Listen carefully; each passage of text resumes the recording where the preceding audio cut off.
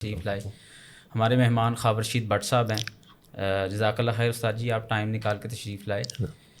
ناظرین، جیسے کہ آپ جانتے ہیں پچھلے کئی دنوں سے اسرائیل جو ہے وہ فلسطین کے نہتے مسلمانوں کے اوپر بربریت اور ظلم کا ان کو شکار بنائے ہوئے ہے، اور وہاں پر جو ہیومن رائٹس ہیں، ایک انسان کے جو بنیادی حقوق ہوتے ہیں، ان سے بھی اس وقت ان بیچاروں کو محروم کر دیا گیا ہے. ان کی لائٹ بند کر دی گئی، پانی بند کر دیا گیا، اور جو ان کے پاس پانی کے ذخائر موجود ہیں ان کو بھی جو ہے وہ تباہ و برباد کیا جا رہا ہے. ایون کہ وہاں کے ہاسپٹل اور ایسے نہتے مسلمان جو ہجرت کر کے دوسرے ملکوں کی طرف جا رہے تھے، ان کے اوپر بھی بمباری کی جا رہی ہے اور ان کو ظلم کا شکار بنایا جا رہا ہے. اور ظلم کی بات یہ ہے کہ جب مختلف ممالک کی طرف سے اس کے اوپر پروٹیسٹ کیا گیا اور مسلمانوں کی، فلسطینی نہتے مسلمانوں کی حمایت میں کھڑا ہوا گیا، تو اسرائیل کی قیادت کی طرف سے یہ اعلان آیا کہ ہمارے اوپر دنیا کے جو رول اینڈ ریگولیشن ہیں ایک جنگ کے، وہ ہمارے اوپر لاگو نہیں ہوتے. تو اس سارے ظلم کے احوال میں ہم آج کے پوڈ کاسٹ میں جانیں گے کہ یہود کا بیک گراؤنڈ کیا ہے، یہ یہودی کس نسل سے تعلق رکھنے والے ہیں. اور آج ہم یہ بھی دیکھ رہے ہیں کہ اس ظلم کے پیچھے باقاعدہ طور پہ کرسچن ریاستیں ان کو سپورٹ کرنے جا رہی ہیں اور ان کی طرف سے اعلان ہیں. تو ہم یہ دیکھیں گے آج کے پوڈ کاسٹ میں کہ مسیح علیہ الصلوۃ والسلام جن کے ماننے والے عیسائی ہیں، ان کا یہود کے ساتھ کیا تعامل تھا اور یہودیوں کا ان کے ساتھ کیا تعامل تھا، اور پھر آگے نبی صلی اللہ علیہ وسلم کے ساتھ بھی ان کا کیا تعامل تھا. تو میں سٹارٹ لیتا ہوں عبدالوارث بھائی آپ سے. یہود کا آپ کا چونکہ ایک خاص بیک گراؤنڈ بھی ہے، آپ کرسچن فیملی سے پہلے تعلق رکھتے تھے، اس حیثیت سے آپ بائبل بھی پڑھتے تھے، اس میں تورات جو اولڈ ٹیسٹامنٹ کے اندر شامل ہے، یہودیوں کی ایک مذہبی کتاب ہے. تو یہودیوں کا تھوڑا سا انٹروڈکشن آپ ہمیں اگر کروائیں تو اس سے پھر ہم اپنی بات آگے چلاتے ہیں انشاءاللہ. بارک اللہ فیکم. واقعتاً یہ آج کا موضوع بڑا حساس بھی ہے اور بڑا اہم ہی بھی ہے، اور جہاں ہمیں یہ دیکھنے کی ضرورت ہے کہ اس ساری تباہی اور بربادی کے پیچھے یہود کا کس قدر ہاتھ ہے، کس قدر اس کی سازشیں ہیں، کس قدر اس کا کردار ہے. وہاں یہ بات بھی سمجھنے کی ضرورت ہے کہ ہمارے مسیحی بہن بھائی جو اس وقت اسرائیل کو سپورٹ کر رہے ہیں اور ان کے لیے جو ہے آواز اٹھا رہے ہیں، یہ انفرادی طور پہ نہیں بلکہ ریاستی سطح پہ. تو اس کو بات کو سمجھنے اس میں ایک نہیں کئی ریاستیں ہیں، اس بات کو سمجھ. جیسے کہ ہم جانتے ہیں کہ یہود کا پچھلے 2000 سالہ جو ایک تاریخ ہے، اس میں اگر ان کا شروع میں ہم تعارف دیکھتے ہیں تو یعقوب علیہ الصلوۃ والسلام جو کہ اسحاق کے بیٹے تھے، تو یعقوب علیہ الصلوۃ والسلام کے پھر آگے 12 بیٹے ہوتے ہیں، اور ان 12 بیٹوں میں سے ایک یہودا بھی تھا، جس سے ایک پھر یہودی نسل کا ایک، یعنی ایک وجہ تسمیہ یہ بھی ہے، اس کی اور بھی ہیں لیکن ایک پھر یہ ہے. موسیٰ علیہ السلام کے دور میں کتاب دی جاتی ہے، اس دور میں ان کے اوپر ایک خاص فضل اللہ کا ہوا کہ جب یہ صحرا میں چلتے تھے تو بادل سایہ کرتا تھا باقاعدہ طور پہ. ہاں، وہ قرآن میں وَظَلَّلْنَا عَلَيْكُمُ الْغَمَامَ. بالکل. اور اس کے بعد آپ دیکھیں کہ ان کے مختلف روایات میں آتا ہے کہ یہ جیسے جیسے بڑے ہوتے تھے تو ان کے کپڑے بھی ساتھ ان کے بڑے ہوتے تھے. دوسرا مزید آپ دیکھیے کہ پتھروں سے ان کے لیے اللہ سبحانہ و تعالیٰ کی توفیق سے چشمے جاری ہو جانا، سمندر پھاڑ کے اس کے اندر سے ان کے لیے راستہ بن جانا، یہ سارے منو سلوا کو آپ دیکھیے کہ منو سلوا تک آسمان سے اللہ سبحانہ و تعالیٰ نے نازل کیا. تو یہ بہرحال اللہ سبحانہ و تعالیٰ کے نزدیک فضیلت تو ہے. اللہ قرآن میں بھی کہتا ہے انی فضلتکم علی العالمین، کہ تمہارے اوپر پورے جہان والوں میں سے اللہ سبحانہ و تعالیٰ نے ایک خاص فضل کیا اللہ کا. تو ان کی فضیلت تو رہی، ان کے اوپر اللہ کا بڑا خاص فضل رہا. لیکن استاد جی شاید یہی وجہ تھی کہ یہ جو خاص فضل رہا، اللہ نے ان کو بہت زیادہ پروٹوکول دیا، بہت عزت اکرام مقام و مرتبہ دیا. تو شاید یہی وجہ تھی کہ پھر یہ آپ پہ سے جب باہر نکلے ہیں تو انہوں نے پھر جو ہے وہ تکبر والا ایک رویہ اور شیطانیت، ہم تو اللہ کے بیٹے ہیں، ہم تو اللہ کی اولاد میں سے ہیں، اس کے محبوب ہیں، اس کے مقربین ہیں. اور پھر اس وقت سے جب ان کے اندر ایک شیطانیت آتی ہے، اور یہ آج سے نہیں ہے، ہم دیکھتے ہیں کہ پچھلے 2000 سالہ تاریخ کے 6 بار ان کے اوپر ایک شدید قسم کی تباہی آئی ہے. ان کو 6 بار جب نکالا گیا ہے، تو یہ نکالا جانے کا بھی بنیادی وجوہات یہی ہوتی تھی کہ یہ جس حکومت کے ساتھ رہتے تھے، جس ملک کے ساتھ بود و باش کرتے تھے، جن ریاستوں میں یہ آباد تھے، ان کے خلاف یہ سازشیں کرنے سے باز نہیں آتے تھے. ہٹلر کی سٹیٹمنٹ موجود ہے، اس نے کہا کہ میں نے ان کو اس لیے کیا کہ میں نے جب دیکھا کہ ہر سازش کے پیچھے یہ ہیں تو میں نے پھر جو ہے نا وہ ان کے خلاف ایک وہ جو ہٹلر نے ان کو مارا دنیا میں، تو اس وقت بھی یہی ہوا کہ ان کے بچے، ان کے عورتیں، ان کے مرد، ان کے بوڑھے، سب کو قتل کر دیا جاتا، اور جو بچتے ان کو جو ہے وہ اپنا وہاں سے دربدر کر دیا جاتا، اور پھر یہ کوشش کرتے، پھر اپنی کتاب دوبارہ سے لکھتے، ہیکل کو تعمیر کیا، پھر آباد ہوئے، پھر اپنی سازشوں کی وجہ سے یہی ان کا حال ہوا۔ تو یہ اس کے پیچھے ان کا یہ ایک تکبرانہ مزاج رہا ہے۔ مثلا ڈاکٹر اسرار رحمہ اللہ اس کے حوالے سے فرمایا کرتے تھے کہ جب اللہ سبحانہ و تعالیٰ کے حضور آدم اور ابلیس کا معاملہ ہوا تو ابلیس نے تکبر کیا تھا کہ میں تو ان سے افضل ہوں، اور وہی مزاج آج آپ کو جو ہے وہ اہل یہود میں ملتا ہے۔ اللہ سبحانہ و تعالیٰ نے اس کو خاص مہلت دی کہ ٹھیک ہے تو میرے بندوں کے علاوہ باقی کو کر سکتا ہے لیکن میرے بندوں کو نہیں۔ یہود میں وہی بین ہی مزاج پایا جاتا ہے، اور وہ مزاج یہ ہے کہ ہم تو اللہ کے بیٹوں کی مانند ہیں، ہم تو اس کے مقربین میں سے ہیں۔ یہاں تک کہ جو ہے وہ تالمود میں لکھا ہے کہ یہودی روح اللہ سے ہے اور باقی تمام انسانوں کے اندر شیطان کی، ابلیس کی روح پائی جاتی ہے۔ ان کے یہاں یہ ہے کہ عبدالواس بھائی یہ تالمود کیا ہے؟ شرح ہے، تفسیر ہے تورات کی۔ تو اس میں یہاں تک لکھا ہے کہ یہودی، اصل انسان یہودی ہیں کہ جو اللہ سبحانہ و تعالیٰ کی جنتوں کی مٹی سے پیدا کیے گئے ہیں۔ باقی سور، بندر، کیڑے مکوڑے، کتے اور یہ انسان جو غیر یہودی ہیں، یہ انسان یہ صورت انسانی میں اس لیے پیدا کیے گئے ہیں کہ یہ یہودیوں کی خدمت کر سکیں، اور اسی لیے ان کے یہاں یہ جائز ہے کہ آپ ان کا مال لوٹیں، آپ اس کی جان لوٹیں، آپ ان کی عزت آبرو تہس نہس کر دیں۔ یہودیوں کے اوپر کوئی جو ہے وہ گناہ نہیں ہے۔ یہاں تک کہ ان کی عورتوں کے بارے میں کہا گیا کہ اگر وہ غسل کریں اور غسل کرنے کے بعد اگر وہ کسی کتے، سور یا کسی کیڑے مکوڑے یا غیر یہودی کے اوپر اس عورت کی نظر پڑ گئی تو اس کو غسل دوبارہ کرنا پڑے گا۔ یعنی وہ اپنے آپ کو اس قدر سپرلیٹو ڈگری پہ سمجھتے ہیں، اس لیے وہ پوری دنیا میں تباہی اور بربادی مچا رہے ہیں، اور وہ کہتے ہیں کہ ہمارے اوپر تو کوئی قانون لاگو نہیں ہوتا۔ استاد جی، عبدالوارث بھائی نے جیسے بتایا کہ یہودی اپنے آپ کو بڑا فضیلت والا سمجھتے ہیں اور ان کے اوپر اللہ کی طرف سے بڑے انعام و اکرام بھی ہوئے، تو کیا ہمیں قرآن و حدیث میں کوئی ایسی چیز بھی ملتی ہے کہ اس کے بعد ان کے اوپر کو اللہ کی طرف سے غضب بھی ہوا، وباء بغضب من اللہ، کو اس طرح کی باتیں ہمیں قرآن میں ملتی ہیں؟ تو اس حوالے سے ذرا ہمیں تھوڑا سا تفصیلات سے بتائیں ذرا۔ شکریہ، آپ نے مجھے موقع دیا۔ پہلی بات کہ یہود کو اللہ تبارک و تعالیٰ نے فضیلت بخشی تھی، اس کے اندر کوئی دو رائے نہیں ہے۔ قرآن مجید میں یہ بات واضح طور پر موجود ہے، لیکن اللہ تبارک و تعالیٰ کا اصول اور ضابطہ ہے کہ کسی بھی قوم کو یا کسی بھی انسان کو جو فضیلت بخشی جاتی ہے یہ اس وقت تک ہوتی ہے جب تک وہ سرکشی پر نہیں اترتا، وہ اللہ اور اللہ کے رسول کی تابعداری کے اندر رہتا ہے۔ تو جب تک انہوں نے انبیاء کی پیروی کی، اللہ تبارک و تعالیٰ کے احکامات کو مانا، تو اللہ تبارک و تعالیٰ نے ان کو صاحب فضیلت قرار دیا۔ لیکن اللہ تبارک و تعالیٰ نے یہ بھی واضح کر دیا کہ تم زمین کے اندر فساد بھی برپا کرو گے۔ سورہ بنی اسرائیل کو اگر ہم پڑھتے ہیں تو شروع میں ہی اللہ تعالیٰ نے یہ بات بیان کی ہے کہ 2 مرتبہ ہم نے ان کی کتاب کے اندر، اللہ تعالیٰ فرماتے ہیں ان کی کتاب کے اندر ہم نے یہ بتا دیا تھا ان کو کہ تم زمین کے اندر 2 مرتبہ جو ہے نا وہ فساد برپا کرو گے، اور اللہ تعالیٰ پھر بندہ بھیجے گا، اپنے بندے بھیجے گا، وہ ان کو سزا دیں گے۔ عیسیٰ علیہ الصلوۃ والسلام سے پہلے 2 مرتبہ ان کے اوپر جو ہے، عیسیٰ علیہ الصلوۃ والسلام سے پہلے 1 مرتبہ جو ہے ان کے اوپر یہ عذاب آیا۔ بابل کے اندر ان کو قید کر لیا گیا، بابل کا حکمران جو ہے وہ ان کے اوپر غالب آیا، غالباً بخت نصر شاید، جی وہ بخت نصر، اور پھر وہ ایران کے بادشاہ نے بعد میں جو ہے نا ان کو آزاد کروایا تھا۔ بہرحال تو خوب اس نے جو ہے نا ان کو مارا اور ان کو ظلم کا نشانہ بنایا، اور وہ قیدی بنا کر ان کو لے گیا وہاں پر، ہیکل بھی ان کی جو ہے وہ تباہ کر دی گئی۔ اسی طرح جو ہے دوبارہ جب حضرت عیسیٰ علیہ الصلوۃ والسلام کو انہوں نے ان کا انکار کیا اور ان کو قتل کرنے کی کوشش کی، جبکہ اناجیل کے اندر تو ہے کہ انہوں نے باقاعدہ قتل کر دیا تھا انہیں، لیکن مسلمانوں کا عقیدہ یہ ہے کہ وہ قابو آنے سے پہلے زندہ آسمانوں پر چلے، لیکن بہرحال کوشش انہوں نے کی، اور ان کا دعویٰ یہ ہے کہ ہم نے مسیح عیسیٰ بن مریم کو قتل کر دیا۔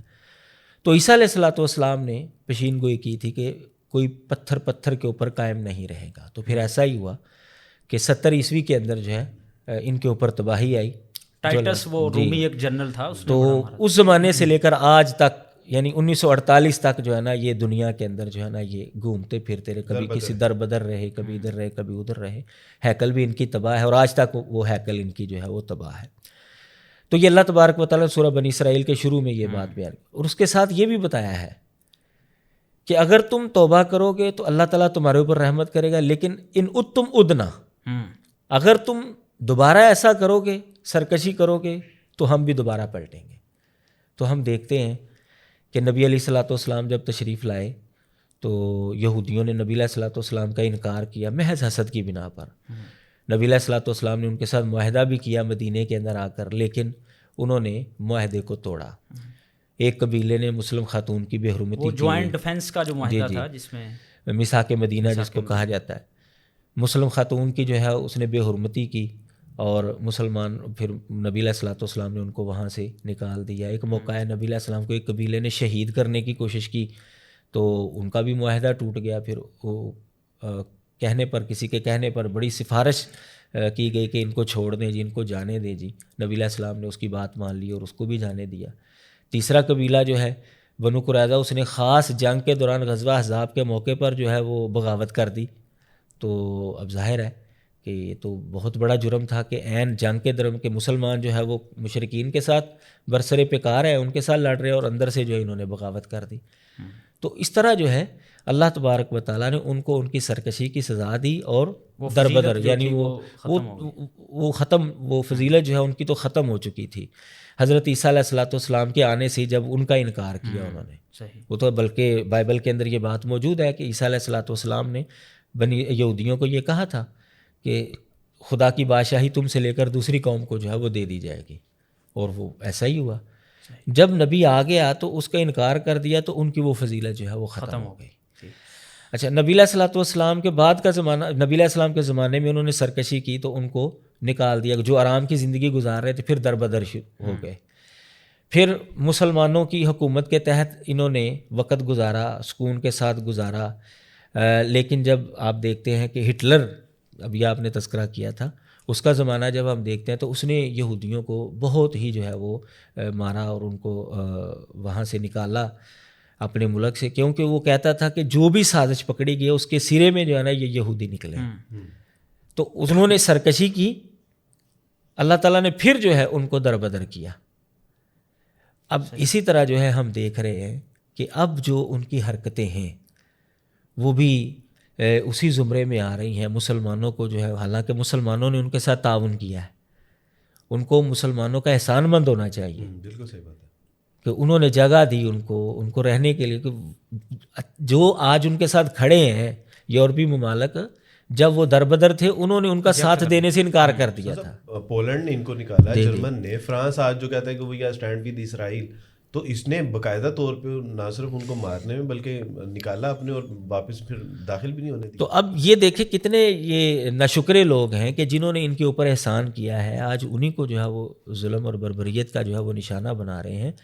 تو انشاءاللہ یہ پیشین گوئییں نبی علیہ الصلوۃ والسلام کی جو ہیں وہ بھی پوری ہوں گی, اور قرآن مجید نے جو بات بیان کی ہے وہ بھی پوری ہوگی کہ یہ پھر ذلیل ہوں گے.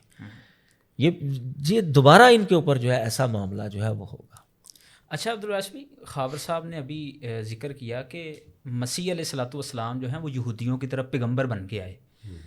تو یہودیوں کا جو وہ دور ہے مسیح علیہ الصلوۃ والسلام کے ساتھ, اس میں جو آپ کی مذہبی کتاب تھی پہلے بائبل, اس میں کو ہمیں باتیں ملتی ہیں کہ ان کا مسیح علیہ السلام کے ساتھ کیا تعامل تھا, یہ مسیح علیہ السلام کے ساتھ کس طرح سے پیش آئے, اور آگے سے مسیح علیہ السلام ان کے ساتھ کس طرح پیش آئے, اس بارے میں کوئی تعلیمات ملتی ہیں؟ اچھا, بڑی حیران کن بات ہے. محض یہ جو گروہ یہود ہے اس کا یعنی سازشی کردار یا ایک دشمنی والا ایلیمنٹ یہ صرف محمد صلی اللہ علیہ وسلم کے ساتھ نہیں تھا, مسیح علیہ الصلوۃ والسلام کے ساتھ بھی یہی تھا, یحییٰ کے ساتھ بھی علیہ الصلوۃ والسلام کے ساتھ بھی یہی تھا, اور زکریا علیہ الصلوۃ والسلام کے ساتھ بھی یہی تھا. باقاعدہ طور پہ مسیح علیہ الصلوۃ والسلام نے کہا ہے کہ کیا تم وہ گروہ نہیں ہو کہ جنہوں نے زکریا علیہ الصلوۃ والسلام کو جو ہے وہ قربان گاہ کے درمیان میں جو ہے وہ قتل کر دیا گیا تھا. یعنی ان کی جو یحییٰ علیہ الصلوۃ والسلام کی جو شہادت کا ایک پورا قصہ، اس کے پیچھے بھی یہی گروہ تھا فریسیوں کا. اس کے بعد مسیح علیہ الصلوۃ والسلام قرآن مجید نے اس کے حوالے سے بتایا ہے کہ یقتلون الانبیاء بغیر حق، کہ یہ نبیوں کو جو ہے ناجائز طور پر قتل کیا. اور آپ دیکھیں کہ آج کے ہمارے جو مسیحی بہن بھائی ہیں وہ اعتراض کرتے ہیں کہ یہودیوں نے کون سا نبی قتل کیا. مسیح علیہ الصلوۃ والسلام فرما رہے ہیں کہ انہوں نے زکریا علیہ الصلوۃ والسلام کا بھی جو ہے وہ قتل کیا. اچھا، بعض کرسچن یہ بھی سننے میں آتا ہے، بات کرتے ہیں کہ جی مسیح علیہ الصلوۃ والسلام کو تو یہودیوں نے قتل نہیں کیا تھا، وہ تو اس وقت کی جو ایک میں آپ سے عرض کرتا ہوں، میں یعنی آج آپ سے عرض کرتا ہوں کہ کیوں نہیں قتل کیا. 30 عیسوی میں جب انہوں نے اعلان کیا ہے تو آپ دیکھیں کہ سب سے پہلے مخالفت کن لوگوں نے کی. فریسی وہ گروہ تھا کہ جو یہودیوں میں حکومتی قیادت میں ایک بڑا اسٹرانگ گروہ تھا. یہ وہ لوگ تھے. جب انہوں نے دیکھا کہ یہ ایسی باتیں کرتا ہے، یہودیوں کا جی فریسی جو ہے وہ یہودیوں میں جو سیاسی اپنا اثر و رسوخ رکھنے والا گروہ تھا، یہ وہ تھا. انہوں نے سب سے پہلے مسیح علیہ الصلوۃ والسلام کی مخالفت یہ لوگ آ کے کرتے ہیں، اور یہ بہانے سے مسیح علیہ الصلوۃ والسلام کو کیسے ستاتے تھے، کیسے پھنساتے تھے. ایک بار فریسیوں نے ہیرودیوں کے ساتھ، فریسی کچھ آتے ہیں، اور اب یہ باقاعدہ بائبل میں یہ نوٹڈ ہے، رپورٹڈ ہے بائبل میں، کہ انہوں نے کہا کہ ہم مسیح کو کیسے پھنسائیں. اب یہ متی 23 باب میں آتا ہے کہ وہ اور کچھ ہیرودی آئے اور انہوں نے مسیح علیہ الصلوۃ والسلام سے کہا کہ اے استاد، تو واقعتاً ایک سچا جو ہے وہ خدا کا بھیجا ہوا نبی ہے، تو بس ہمیں ہماری کچھ رہنمائی فرما کہ ہم جو ہے وہ ہیرودیس کو ٹیکس دیں یا نہ دیں. یعنی اگر مسیح علیہ الصلوۃ والسلام یہاں پر کہتے کہ ٹیکس نہ دو تو یقیناً ایک فساد برپا ہونا تھا اور ان کو موقع مل جانا تھا. مسیح علیہ الصلوۃ والسلام نے کہا کہ وہ تمہارے پاس کوئی سکہ ہے تو دو. تو جب انہوں نے سکہ دیا تو مسیح علیہ السلام نے فرمایا کہ اس پہ کس کا نام لکھا؟ تو انہوں نے کہا کہ ہیرودیس کا. تو انہوں نے کہا اس پہ تصویر کس کی بنی ہے؟ تو کہا کہ ہیرودیس کی. تو کہا جو جس کا ہے وہ اس کو دے دو. یعنی مسیح علیہ الصلوۃ والسلام تمثیل میں بیان حکمت کے ساتھ انہوں نے جو ہے وہ اس معاملے کو ڈیل کیا. یہاں مسیح علیہ الصلوۃ والسلام کو وہ پوری طرح سے پھنسانے کی کوشش کر رہے تھے. باقاعدہ طور پہ مسیح علیہ الصلوۃ والسلام نے جو ہے وہ ان کی سازشوں کو بانپتے ہوئے اپنے شاگردوں سے کہا کہ دیکھو فریسیوں کی سننا، یہ وہ گروہ تھا کہ جو تورات لکھتا تھا، تورات پڑھتا تھا، پڑھاتا تھا، سکھاتا تھا.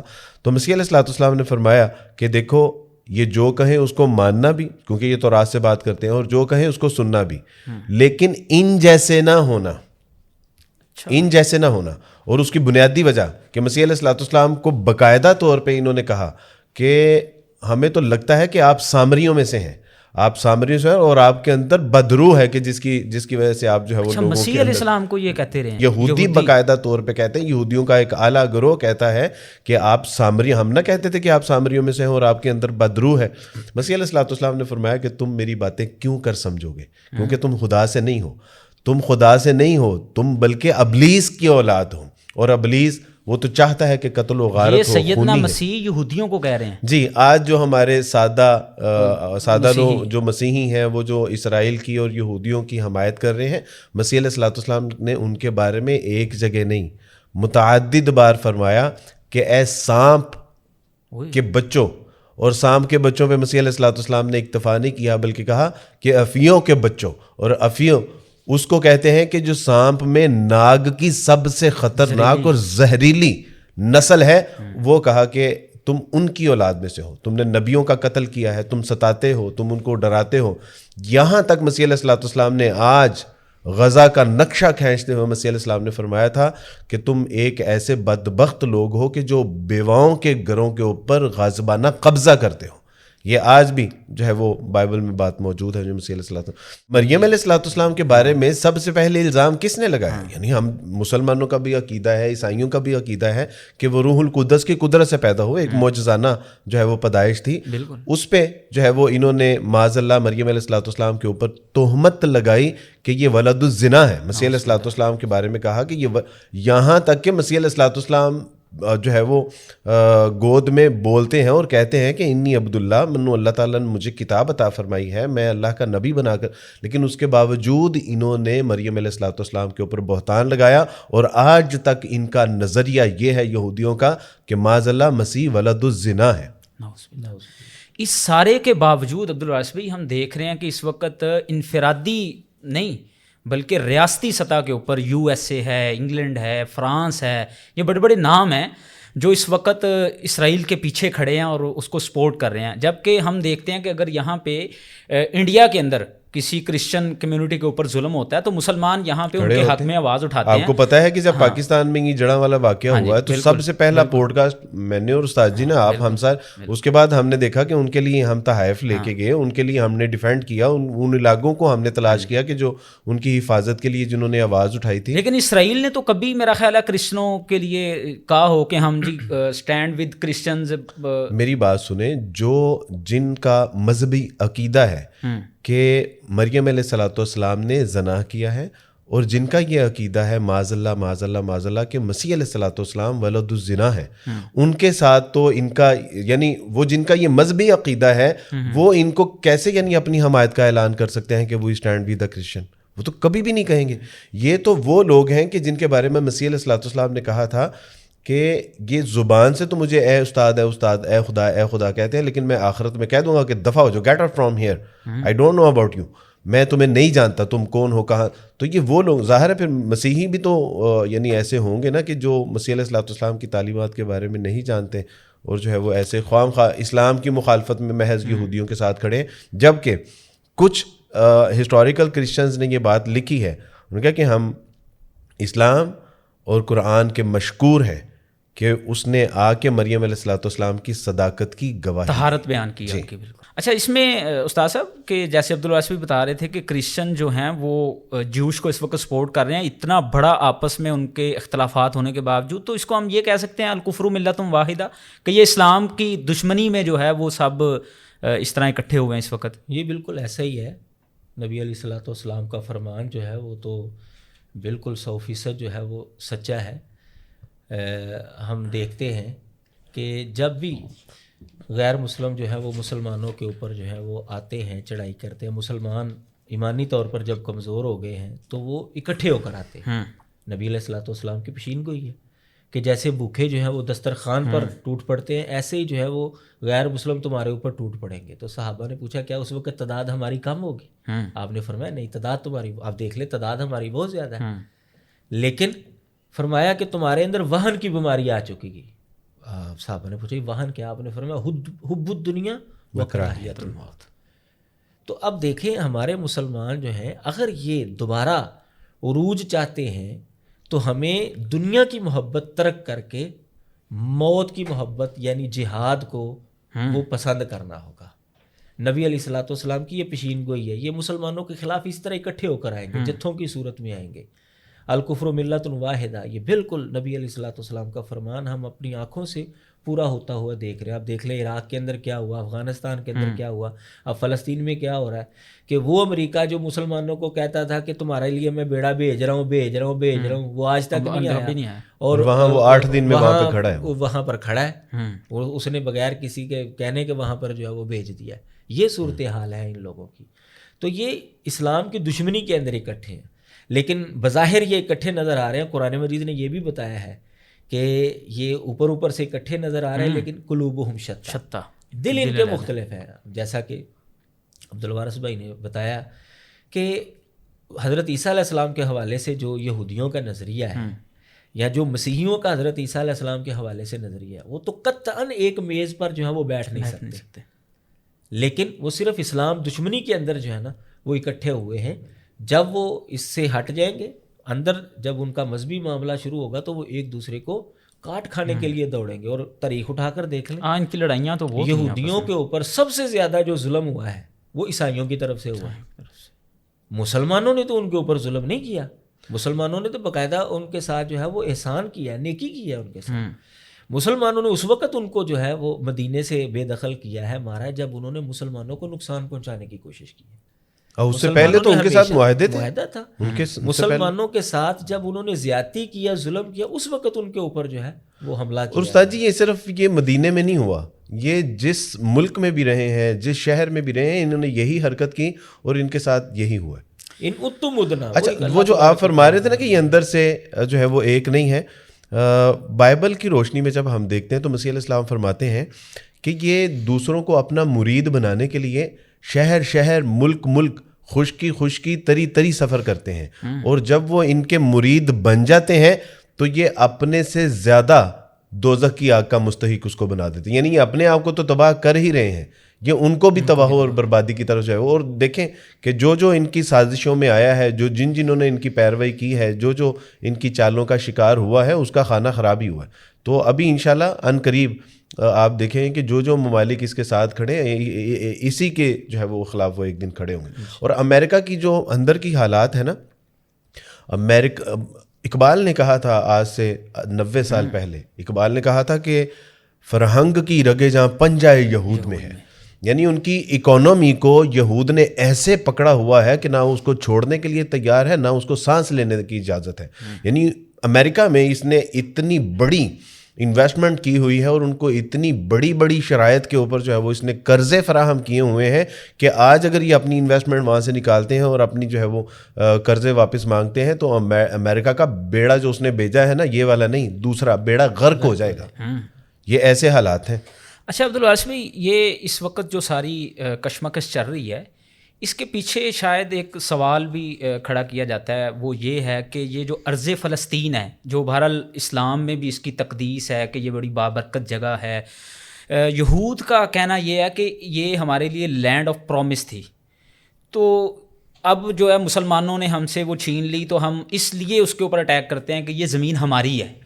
اس کی کیا اگر دیکھیں بالکل لینڈ آف پرومس ہے. جب اللہ قرآن مجید میں بھی اللہ سبحانہ و تعالیٰ ارشاد فرماتے ہیں کہ جب موسیٰ علیہ السلام کو حکم دیا جہاں، تو موسیٰ علیہ السلام نے اپنی قوم کے لوگوں سے کہا کہ چلو بھی جہاد کرتے ہیں، اور اس کے بعد اللہ سبحانہ و تعالیٰ یہ دودھ اور شہد کی جو سرزمین ہے یہ ہمیں دے گا. تو انہوں نے کیا کہا تھا؟ انہوں نے کہا کہ آپ اور آپ کا رب جا کے جہاد کرے، اور جب سب کچھ سیٹل ڈاؤن ہو جائے گا دین ہم بھی آ جائیں گے. تو یہ ان لوگوں کے لیے تو نہیں تھا کہ جو بغاوت کرنے والے تھے، جو قتل و غارت کرنے والے، سازشیں کرنے والے، ان کے لیے تو نہیں تھا. یہ ان لوگوں کے لیے پرومس تھا جنہوں نے اللہ اور اس کے رسولوں کی پیروی اختیار کی. ایک بات. دوسری بات یہ کہ یہ جس طرح استاد جی نے بھی بتایا کہ یہ جو فضیلت تھی، یہ فضیلت اسی صورت میں تھی کہ وہ اگر اللہ اور اس کے رسول کی اطاعت اور اتباع کرتے. آپ دیکھیں کہ جب مسیح علیہ السلام کی بعثت ہوئی ہے تو انہوں نے مسیح علیہ السلام کا انکار کر دیا، وعدہ ختم ہو گیا. اس کے بعد پھر اللہ سبحانہ و تعالیٰ نے ان کو موقع دیا کہ نبی کریم صلی اللہ علیہ وسلم کی یعنی بعثت ہوتی ہے، اور باقاعدہ طور پہ تمثیل میں آتا ہے، مسیح علیہ السلام نے فرمایا کہ ایک باغ لگانے والے نے باغ لگایا، اس کا ٹھیکہ جو ہے وہ کسی کو دیا، اور جب وہ وقت پہ پھل کے لیے مزدوروں کو بھیجا تو مزدوروں کو مار بگایا انہوں نے. اس کے بعد تگڑے مزدوروں کو بھیجا، ان کو انہوں نے قتل کر دیا. پھر اس نے اپنا بیٹا بھیجا اور انہوں نے بیٹے کو یہ سمجھ کے قتل کر دیا کہ نہ بیٹا رہے گا اور نہ جو ہے وہ پوچھ گچھ ہوگی. مسیح علیہ السلام نے فرمایا کہ وہ باغ کا مالک آئے گا، وہ باغ ان سے لے گا، اور دوسرے لوگوں کو جو ہے وہ باغ کی جو ہے وہ باغبانی کا ذمہ دے دیا جائے گا. اور انہوں نے باقاعدہ طور پہ یہودیوں نے کہا کہ یہ تو ہماری بابت کہہ رہے ہیں. تو اس کا مطلب ہے کہ اب وہ فضیلت لے کے کسی اور کو دے دی. حضرت صفیہ رضی اللہ تعالیٰ عنہ وہ کہتی ہیں کہ میں نے اپنے باپ اور چچا کو بات کرتے ہوئے دیکھا کہ وہ کہہ رہے تھے کہ یہ نشانیاں تو وہی ہیں جو تورات زبور انجیل میں پائی جاتی ہیں. نبی علیہ السلام فرمایا کرنا کیا ہے؟ کہا کہ مخالفت. تو وہ کہتے ہیں کہ جان بوجھ کے دانستہ طور پہ مخالفت کی. قرآن کہتا ہے کہ یہ آپ علیہ السلام کو ایسے جانتے ہیں جیسے اپنے لڑکوں کو جانتے ہیں. اس کے باوجود یعنی آپ کا خیال ہے کہ اللہ سبحانہ و تعالیٰ ان کو وہ فضیلت سے سرفراز رکھیں گے؟ نہیں رکھیں گے. تیسری مزید بات کہ اللہ سبحانہ و تعالیٰ نے جہاں پہ یہ لکھا ہے کہ انی فضلتکم علی العالمین، وہیں پہ پھر ان کی یہ مکاریوں کے بعد، ان کی نافرمانیوں کے بعد، انبیاء علیہ السلام کی قتل و غارت کے بعد، ان کا کفر کے بعد، اللہ نے پھر یہ بھی قرآن مجید میں ارشاد فرما دیا وَضُرِبَتْ عَلَيْهِمُ الذِّلَّةُ وَالْمَسْكَنَةُ. اب ان کے اوپر جو ہے وہ اللہ نے تھوپ دی ہے ذلت اور رسوائی. جو وعدہ تھا ان کو وہ جگہ مل گئی تھی، انہوں نے بودباش اختیار کی، اپنی سازشیں کی، اور اس کے بعد انہوں نے مکروہ چہرہ دکھایا. اللہ سبحانہ و تعالیٰ نے ان کو پھر جو ہے وہ دربدر کر دیا. تو اب ان کے ساتھ جو ہے وہ کوئی وعدہ نہیں. اچھا خبر صاحب، جیسے عبدالوارث بھائی نے بتایا کہ ارض فلسطین کے اوپر جو یہودیوں کا حق تھا وہ ان کو مل گیا تھا، لیکن ہم دیکھتے ہیں کہ بعض جوش یہ بات کرتے ہیں کہ یہ ہمارے ساتھ تو ابد تک کا وعدہ ہے، ہمیشہ ہمیش کے لیے ہمارے ساتھ وعدہ ہے. اس حوالے سے آپ ذرا تھوڑا سا ہمیں گائیڈ کریں. ان کے ساتھ جو وعدہ کیا گیا تھا عبرانی زبان میں اس کے لیے اولام کا لفظ استعمال ہوا ہے، جس کا وہ ترجمہ کرتے ہیں جی ابدی عہد، ابد تک جو ہمارے لیے عہد یہ باندھا گیا. یہ عبرانی تورات کی زبان ہے؟ جی جی، تورات کی زبان ہے یہ عبرانی. تو اس کے اندر جو ہے اولام کا لفظ جو ہے وہ آیا ہے. تو جب کہ ہم اسٹرانگ کی ڈکشنری دیکھتے ہیں تو وہاں پر بھی اولام کا ترجمہ جو ہے، یعنی جو عبرانی کی ڈکشنری لکھی گئی ہے اس کے اندر بھی اولام کا ترجمہ یہ نہیں ہے کہ ہمیشہ ہمیشہ کے لیے، ایک خاص مدت کے لیے یہ لفظ جو ہے یہ بولا جاتا ہے. لانگ ٹائم، لمبی مدت ہو، طویل المدت. جی جی، طویل المدت. لیکن مدت جو ہے اس کے اندر مدت کا مفہوم پایا جاتا ہے، یہ نہیں کہ بغیر مدت کے ہی جو ہے نا یہ چلتا رہتا ہے معاملہ. اس کے لیے جو ہے یعنی یہاں سے یہ بات بھی اخذ ہوتی ہے کہ یہ تورات کے اندر تحریف جی جی بالکل، یہ تو ان کا مزاج رہا ہے شروع سے. مزاج ان کا قرآن مجید نے اس چیز کو واضح طور پر بیان کیا. سر جی تورات میں زبور میں باقاعدہ طور پہ جو ہے وہ مینشن ہے. صحیح ہے.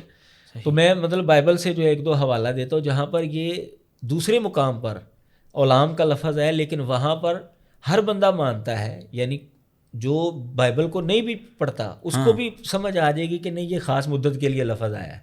اچھا، مثال کے طور پر میں آپ کے سامنے جو ہے یہ حوالہ رکھتا ہوں. سیموئیل نمبر 1 ہے، باب نمبر 1 اور فقرہ نمبر 22 ہے. حضرت سیموئیل علیہ الصلاۃ والسلام یہ ایک نبی ہوئے ہیں، ان کے حوالے سے یہ واقعہ موجود ہے یہاں پر. سیموئیل نبی جب پیدا ہوئے تو ان کی والدہ سالانہ قربانی چڑھانے کی خاطر نہ گئی، کیونکہ اس نے اپنے خاوند سے کہا جب تک لڑکے کا دودھ چھڑایا نہ جائے میں یہی رہوں گی. یہ ان کے اندر رواج تھا، سالانہ قربانی جو ہے وہ چڑھانے کے لیے ہیکل میں جایا جاتا تھا. تو انہوں نے کہا کہ سیموئیل جو ہے پیدا ہوا ہے تو جب تک اس کا دودھ نہ چھڑایا جائے گا میں نہیں جاؤں گی وہاں پر، اور تب اسے لے کر جاؤں گی تاکہ وہ خداوند کے سامنے حاضر اور پھر ہمیشہ وہیں رہے. اب یہاں پر جو ہمیشہ لفظ لکھا گیا ہے اس کے لیے جو عبرانی میں لفظ آیا ہے وہ ہے اولام. اب کیا سیم وہی لفظ ہے؟ وہی لفظ ہے. اب کوئی بھی بندہ یہ مان سکتا ہے کہ حضرت سیموئیل جو ہے وہ آج تک وہاں پر موجود ہے؟ نہیں. وہ ظاہر ہے کہ ایک خاص مدت جب تک ان کی زندگی رہے گی ایک خاص مدت تک جو ہے وہ وہاں رہیں گے. جب وہ فوت ہو جائیں گے وہ اپنی قبر کے اندر چلے جائیں گے. تو اس کا مطلب یہ ہے کہ لفظ اولام جو ہے یہ خاص مدت کے لیے استعمال ہوتا ہے. جب تک وہ رہے ہیں، سازشوں کے بغیر رہے ہیں، سکون کے ساتھ رہے ہیں. جیسے ہی انہوں نے سازشیں شروع کی، لوگوں کو تنگ کرنا شروع کیا، ان کی سازشیں بے نقاب ہوئی، پھر ان کے اوپر جو ہے وہ ذلت جو ہے وہ آنا شروع. اچھا استاد صاحب، ابھی عبدالوارث بھائی نے اپنا ایک آیت پڑھ کے اس سے ایک نتیجہ بھی اخذ کیا کہ اللہ کی طرف سے اعلان کر دیا گیا کہ ضربت علیہم الذلۃ والمسکنہ، کہ ان کے لیے اب دنیا میں ذلت ہی ہے. لیکن ہم تو دیکھتے ہیں کہ جیوش تو اس وقت بڑے مضبوط ہیں اور دنیا کی معیشت کے پیچھے کھڑے ہیں. اور عبدالوارث بھائی ذکر کر رہے تھے کہ امریکہ کی جو اس وقت اکانومی ہے اس کے پیچھے ان کا بڑا جو ہے وہ تو ہاتھ ہے. تو اس میں کیا مطلب قرآن مجید یہ کہہ رہا ہے اور اب یہ بڑے مضبوط ہیں، یہ کیا وجہ ہے؟ اس کی وجہ جو ہم قرآن مجید سے پوچھتے ہیں تو قرآن مجید نے ہمیں واضح طور پر بتایا ہے کہ یہ سٹرانگ ہو سکتے ہیں، لیکن کیسے ہو سکتے ہیں. وہی وجہ ہے آج بھی ان کے طاقتور ہونے کی. سورۃ آل عمران کی آیت نمبر 112 میں اللہ تعالیٰ نے فرمایا ضربت علیہم الذلۃ اینما ثقفوا الا بحبل من اللہ وحبل من الناس. ان کے اوپر ذلت جو ہے وہ لاگو کر دی گئی جہاں پر بھی یہ پائے جائیں، جہاں پر بھی یہ رہیں. مگر 2 شکلیں ہیں اس ذلت سے بچنے کی دنیاوی اعتبار سے. یہ کہ اللہ کی رسی کو پکڑ لیں، دوسرا ہے کہ لوگوں کی رسی کو پکڑ لیں، یعنی اسلام قبول کر لیں، اللہ کے نبیوں کو مان لیں، اللہ کے احکامات کی پیروی کریں، پھر ان کو پاور اور طاقت مل سکتی. ٹھیک ہے. یا یہ تو کہ لوگوں کی جو ہے نا وہ رسی کو پکڑ لیں، دوسرے لوگ ان کے پیچھے ہوں. یعنی آپ دیکھیں کہ جب تک یہ مسلمانوں کے ساتھ رہے ہیں، مسلمان ان کا تحفظ کرتے رہے، یہ سکون کے ساتھ رہے. اچھا، اب ان کے پیچھے جو ہے وہ امریکہ کھڑا ہے، دیگر ممالک جو ہیں وہ کھڑے ہیں. قرآن مجید نے فرمایا کہ اگر یہ لوگوں کی رسی کو پکڑ لیں گے، یعنی دوسرے لوگوں کا تعامل لے لیں گے، پھر ان دنیاوی اعتبار سے ان کے پاس پاور آ سکتی ہے، پھر یہ ذلت اور مسکنہ سے بچ سکتے ہیں. تو اب ہم دیکھتے ہیں کہ امریکہ ان کے پیچھے ہے، یورپ ان کے پیچھے ہے. آج اگر یہ لوگ ان کے پیچھے سے ہٹ جائیں نا تو اللہ تبارک و تعالیٰ کا یہ جملہ پھر ہم اپنی آنکھوں سے دیکھیں گے کہ یہ ذلیل و رسوائی ہوں گے، دنیا کے اندر در بدر ہی پھریں گے. ہم جس دنیا میں رہتے ہیں یہ اسباب کی دنیا ہے. ہاں بالکل. دیکھیں آج آپ اسباب اختیار کریں, آپ تعلیم حاصل کریں, آپ طاقت اور قوت حاصل کریں, آپ غالب رہیں گے. آخرت کا معاملہ جو ہے وہ ایک مختلف ہے. آخرت میں ممکن ہے کہ یہ لوگ جو ہے وہ ذلیل و رسوا ہوں, لیکن دنیا میں اگر انہوں نے اسباب اختیار کیے ہیں, تعلیم و ترقی کے لیے انہوں نے جد و جہد کی ہے, کوشش کی ہے, اور یہ آج سے نہیں 200-300 سال سے ہم دیکھتے ہیں کہ انہوں نے فلسطین میں قدم کیسے جمائے ہیں, کیسے حکمرانوں میں انہوں نے سازشیں کی ہیں, کیسے انہوں نے تختے پلٹے ہیں, کیسے اپنی جگہ بنائی ہے.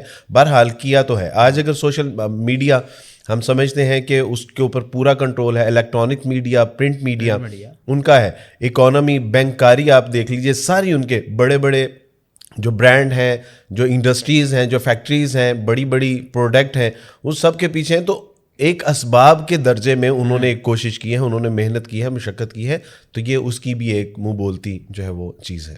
اچھا عبدالواس بھائی, ہم جب اس سارے حالات میں دیکھتے ہیں کہ جیوش کے پیچھے جو ہے بہرحال کرسچنز کی ایکسپورٹ ہے, وہ انفرادی سطح پہ بھی ہے, ریاستی سطح پر بھی ہے. تو جب ہم کرسچنز کو کہتے ہیں کہ آپ ان کو کیوں سپورٹ کرتے ہیں, جبکہ انہوں نے مسیح علیہ الصلوۃ والسلام کو جو ہے نعوذ باللہ ان کے نظریے کے مطابق تو قتل کر دیا, آگے سے کرسچن یہ کہتے ہیں کہ یہودیوں نے تو مسیح علیہ السلام کو قتل نہیں کیا, وہ تو اس وقت کی جو گورنمنٹ تھی, رومن گورنمنٹ, انہوں نے قتل کیا تھا. اس کی کیا حقیقت ہے؟ آپ یعنی اس میں ایک نقطہ تو یہ سمجھنے کی ضرورت ہے کہ اسلام کے نزدیک جو ہے وہ اللہ سبحانہ و تعالیٰ کی توفیق سے مسیح علیہ السلام قتل نہیں ہوئے. قرآن سے وما قتلوہ وما صلبوہ. ایک بات. دوسری بات یہ کہ یہ کتنے سادہ مزاج لوگ ہیں کہ جو یہ کہتے ہیں کہ مسیح علیہ الصلوۃ والسلام کے صلیب پر چڑھائے جانے میں یہودیوں کا کوئی کردار نہیں تھا. آپ دیکھیں کہ مسیح علیہ الصلوۃ والسلام کے اوپر بنیادی طور پہ 3 الزام لگتے ہیں, اور یہ 3 الزام کن کی طرف سے لگائے تھے؟ رومیوں نے تو کبھی مسیح علیہ الصلوۃ والسلام کے اوپر جو ہے وہ, بلکہ مسیح علیہ الصلوۃ والسلام نے فرمایا کہ یہ تمہیں ایک کو لے جائیں تو 2 کو چلے جاؤ, تمہارا کرتا لے لو تو اپنا چوغا بھی دو. مسیح علیہ السلام نے فرمایا کہ بھئی ان کے ساتھ مخالفت نہیں بنتی ہماری. دوسرا, جو ایک سازشی کردار ادا کیا تھا, یہ جو الزامات مسیح علیہ السلام کے اوپر لگائے تھے, اس میں بنیادی الزام 3 تھے. یہ اپنے آپ کو کہتا ہے کہ میں خدا کا بیٹا ہوں, اور یہ کفر بکتا ہے, معاذ اللہ یہودیوں نے یہ بات کہی ہے بائبل میں. دوسرا کہ یہ کہتا ہے کہ میں ہیکل کو ڈھا کے 3 دن میں دوبارہ تعمیر کر سکتا ہوں. وہ ہیکل کو جو 40 سال میں جو ہے وہ جس کی تعمیر مکمل ہوئی, یہ کہتا ہے کہ میں 3 دن میں اس کو مکمل ڈال دوں گا. تیسرا یہ کہتا ہے کہ میں یہودیوں کا بادشاہ ہوں, تورات میں لکھا ہے. یہ 3 الزام کنہوں نے لگائے تھے؟ یہ فریسیوں نے, فقیہیوں نے, اور ان کے سرداروں نے, اور یہودی بزرگوں نے ان کے اوپر الزام لگائے. پہلا تو اس کے دربار میں جب یہ معاملہ پیش کیا جاتا ہے, تو پہلا تو اس دن جب مسیح علیہ الصلوۃ والسلام کو پکڑوا دیا جاتا ہے ان الزامات کی وجہ سے جو یہودیوں نے لگائے, تو مسیح علیہ الصلوۃ والسلام کو دیکھ کر وہ اس دن عید تھی, اس نے کہا کہ میں تمہارے لیے ہمیشہ عید کے اوپر جو ہے وہ ایک مجرم کو چھوڑتا ہوں, تو آج مجھے بتاؤ کہ میں کس کو چھوڑوں. تو انہوں نے کہا کہ برابا کو چھوڑ دیجئے. تو انہوں نے کہا کہ مسیح کے بارے میں, تو تمام یہودیوں نے بآواز بلند یہ احتجاج کیا کہ اس کو مصلوب کرو, اس کو مصلوب کرو, اس کو مصلوب کرو. اور یہ میں آپ کو قرآن سے یا حدیث سے بات نہیں بتا رہا, یہ مسیحیوں کی بائبل میں یہ رپورٹڈ ہے. اس نے کہا کہ دیکھو میں اس میں کوئی جو ہے وہ اپنا قصور نہیں پاتا, میں اس کا کوئی جرم نہیں دیکھتا. پانی منگواتا ہے, اپنے ہاتھ دھوتا ہے, اور وہ کہتا ہے کہ میں اس راست باز کے خون سے بری الذمہ ہوں.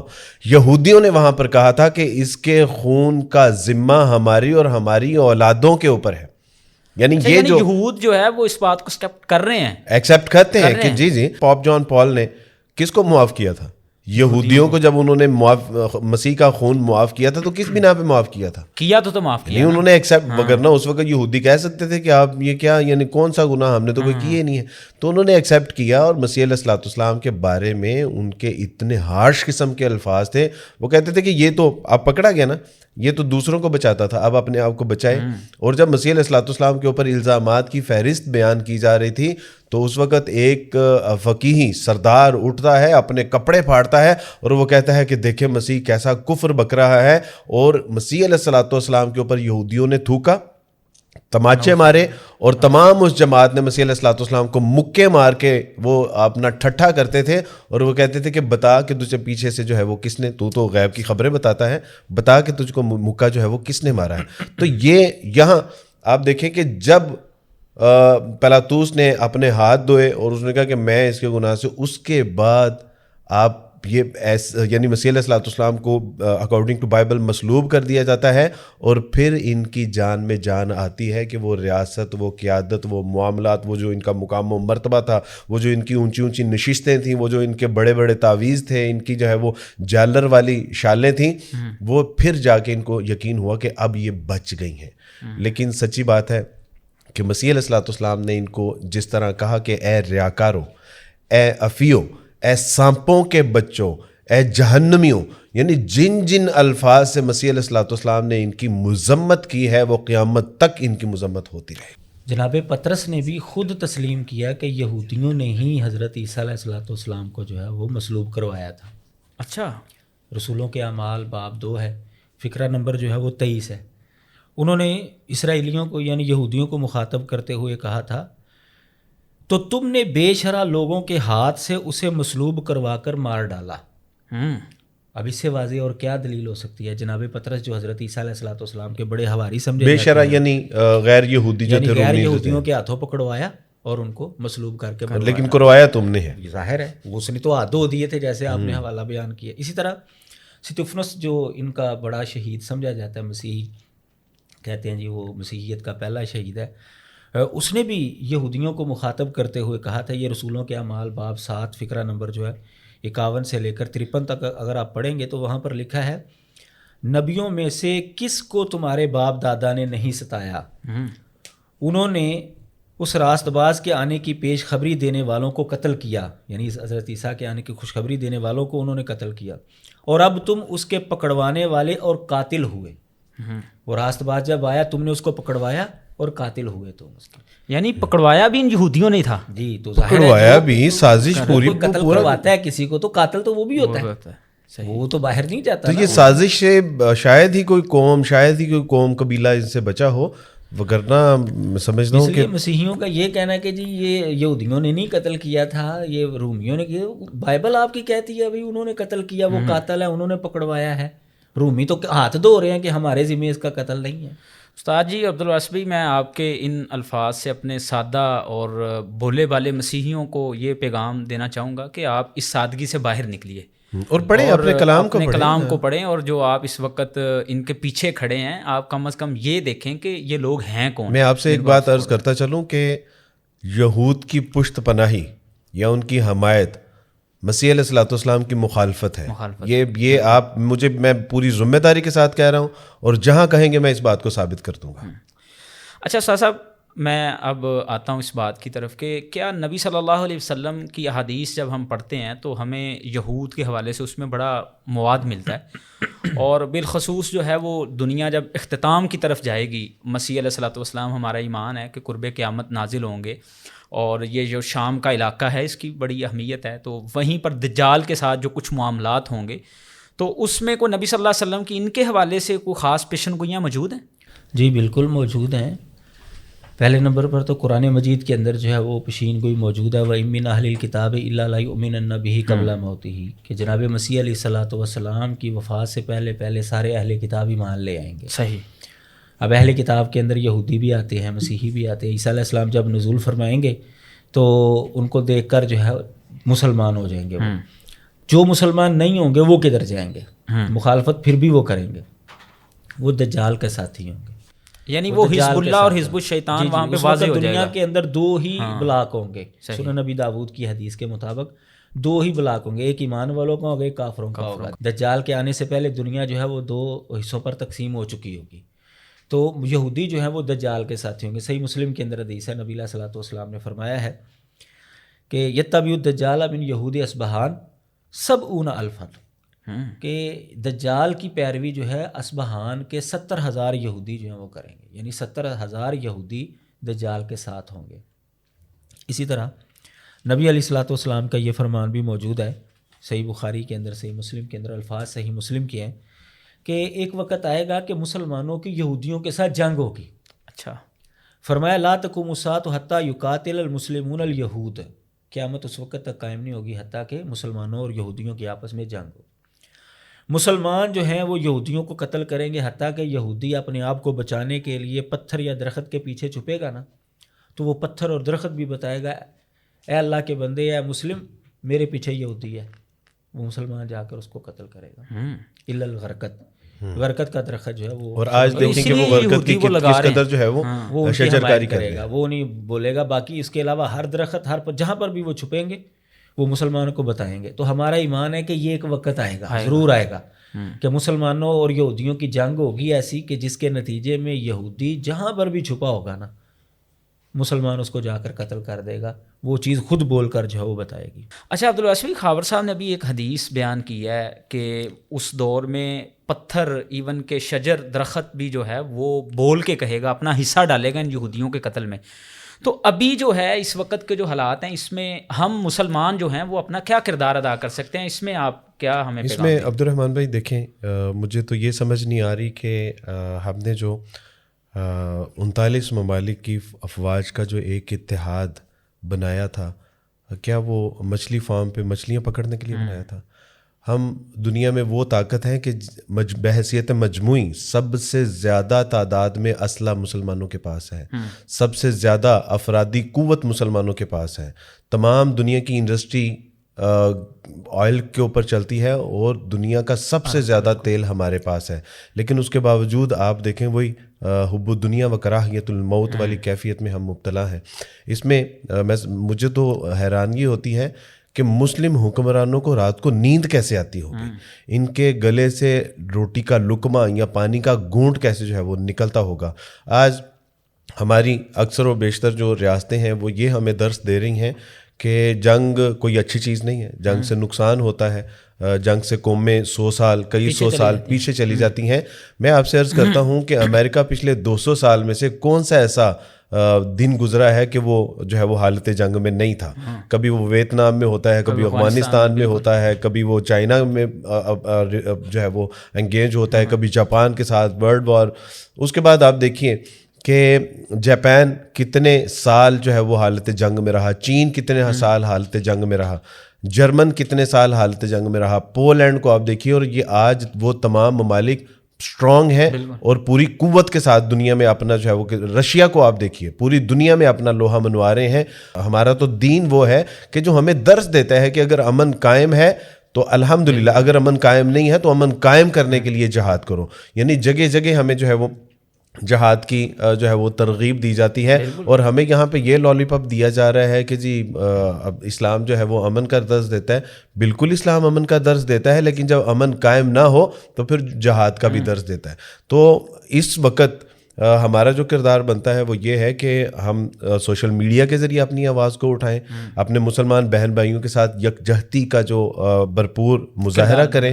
ہم ان کے لیے آواز اٹھا سکتے ہیں. جو کمپنیز، جو برانڈ جو ہے اسرائیل یا اس کے حوالیوں کو، یہ ایک بڑا عبدالواسع بھائی کہ جو ان کی پروڈکٹ ہیں اس کے حوالے سے بالکل ہمیں اس کا جو ہے وہ، آپ دیکھیں کہ میکڈونلڈ کھل کے ان کی نہ صرف حمایت کر رہا ہے بلکہ ان کو جو ہے وہ روزانہ 4000 لوگوں کا کم و بیش جو ہے وہ کھانا وہ سپلائی کر رہا ہے. تو اس صورت میں ہمیں چاہیے کہ ایسی کمپنیز کا، ایسی پروڈکٹ کا بھرپور طریقے سے جو ہمیں بائیکاٹ کرنا چاہیے اور اس کی اویئرنیس پیدا کرنی چاہیے، اور اپنے بچوں کو بتانا چاہیے کہ بیٹا یہ تاریخ پڑھو.